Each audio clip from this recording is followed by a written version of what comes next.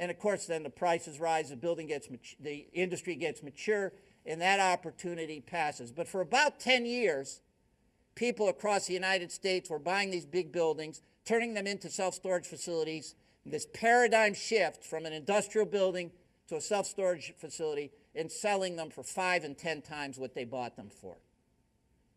Another example, simplistic, you all know it, but maybe you don't think of it this way. Now let's go back 60 years.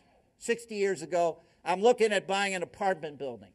I look at the rent roll, I look at the expenses, I come up with the NOI, and I read somewhere there's such a thing as a condominium. And I think, you mean I could sell off each of these individual apartments as a separate unit to be owned by somebody, a condominium? And all I have to do is file some paperwork in the Secretary of State's office, maybe something in the city clerk's office, and I, without even touching the building, without even maybe going into the building, have turned it into a condominium. I've changed the paradigm of how this building will be valued and perceived because I've come up with a new strategy, a new approach to this property. And that's just what happened. And people across the United States made fortunes buying apartment buildings which were valued as apartment buildings and then turning them into condominiums and selling off the individual units at a multiple, a great multiple, of the square foot on which they bought the building. Now again, this doesn't last forever. Why? Because anybody who owns an apartment building wises up after a while, and you cannot try to buy an apartment building in the United States today without the seller telling you, this is a great condo conversion deal. Oh, am I sick of hearing that? And the building is priced as a condo conversion. No longer do they even look at the rent roll. No longer does NOI mean anything. When I've been trying to buy some apartment buildings in Miami, every single seller says, you know, you can get for these units, these 1 bedrooms, these 2 bedrooms. I say, yeah, but the NOI doesn't justify your asking price. Too bad.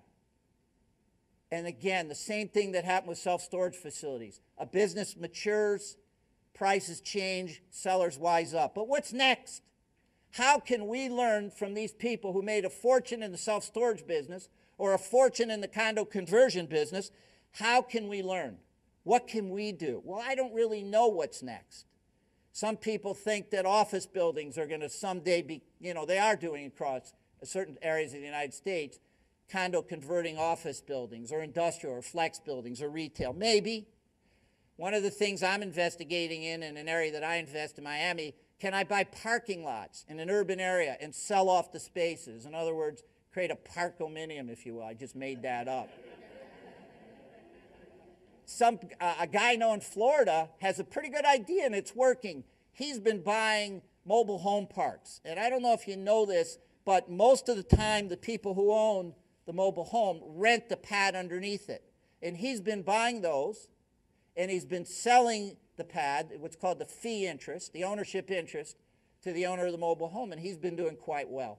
I don't really know for sure what's next, but boy, am I going to try to find it, and if I do, I'm going to move as quickly and as aggressively as I can to tie up as many of those type of buildings as I can before the sellers of the world figure out what I'm doing.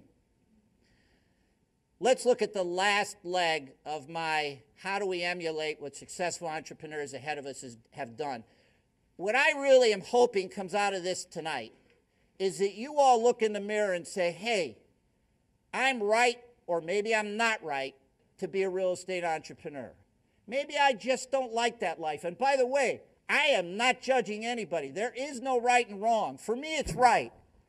I can live with the risk. I've lived with it for 25 years. I don't put everything on the line anymore like I used to. But some people live with risk better than others. So one of the things you have to ask yourself, how do I like this? Do I like the idea of risk? Do I like the idea of what he's telling me I need to do to be successful at that? And let's talk about 3 disciplines that I think are critical if you want to be a successful real estate entrepreneur. 3 sort of personality characteristics. First thing is passion. You got to love it. You got to get out of bed every day and get ready for the fight and enjoy it. And I want to tell you how I learned about passion, because it had an amazing influence on my life. I was 16 years old. I grew up in Perkins Township, Ohio, the middle of nowhere. And there was really nothing in this little township except a gigantic, big armory. Huge. And the only thing that ever happened in this armory is that every 3 or 4 months, the Ohio National Guard would show up. You know, they'd do some calisthenics, march around, leave, and that'd be it. And the rest of the time, the armory sat vacant. Well, occasionally, there would be groups of touring entertainers that would call the State National Guard and say, hey, can we use your armory for a day to put on a concert or whatever they were, you know, whatever the entertainers were doing.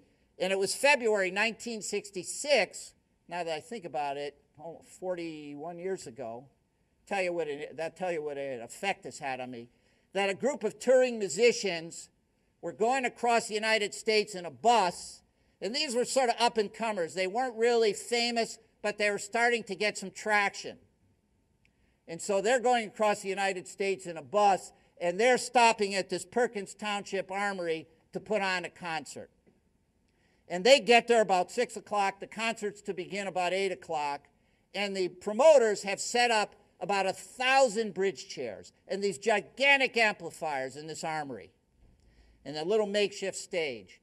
And the musicians all get there, as I say, about 6. About 6:30, huge blizzard, huge snowstorm.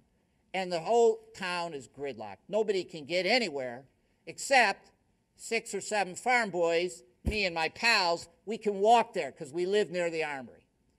So we walk to the armory, and here's 1,000 bridge chairs set up, and 8 of us.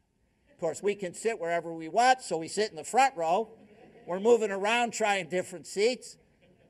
And out come the musicians, one by one. They can't get off the stage fast enough because it's so incredibly awkward. They're thinking there's going to be 1,000 people, and there's 8 farm boys sitting in the front row.